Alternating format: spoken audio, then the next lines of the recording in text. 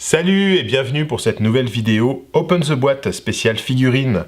Aujourd'hui on va ouvrir la boîte des Soldier pour Frostgrave, Soldier 2, qui a la particularité d'avoir que des personnages féminins.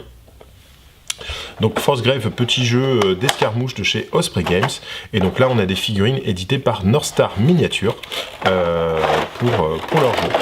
Donc la particularité c'est qu'on va avoir des grappes de figurines pour assembler tous les équipements possibles pour représenter tous les types de personnages auxquels on a accès dans le jeu.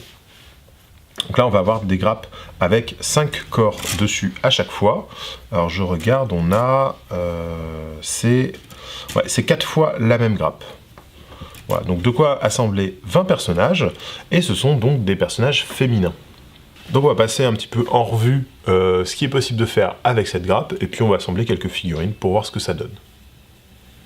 Donc là, on va avoir une grappe avec 5 corps différents. Voilà, donc ils sont plutôt couverts, parce qu'il ne faut pas oublier que Frostgrave, c'est quand même une cité enfouie sous les glaces, donc il fait bien froid. On va avoir aussi un set de 10 têtes différentes, la tête avec la capuche d'Esquimau, là, qui est bien sympa, des têtes casquées, des têtes nues, voilà, il y a vraiment le choix, c'est très sympa. On va avoir différentes armes aussi, donc glaive, hache, lance, épée, voilà, des mains sans armes, main paume ouverte ou main paume fermée, ça c'est intéressant aussi. On va avoir une hache à deux mains, avec la main pour tenir la hache, des boucliers, des armes de tir aussi, avec des arbalètes, des arcs, carquois et compagnie, et puis après un peu tout ce qui va être équipement. Comme moi j'aime beaucoup la main avec la lanterne là, petite dague, la torche, des capes, des sacs à dos, des cordes, voilà, kit d'aventurier quoi. Alors c'est un peu dommage d'avoir 4 fois la même grappe, mais il y a tellement d'options d'assemblage que, à mon avis, on peut faire 20 figurines vraiment très différentes. Il y a vraiment des trucs très sympas à faire.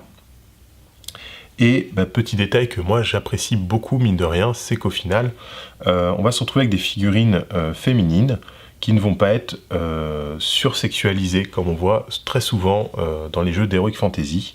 Donc là on a quelque chose de très réaliste, presque historique en fait, dans les choix des équipements, des vêtements et des choses comme ça. Donc j'aime beaucoup là les corps sont très sympas, avec la petite fourrure autour des habits en ourlet comme ça, hein, pour rappeler que c'est des vêtements bien épais qui tiennent chaud. Voilà. Très intéressant.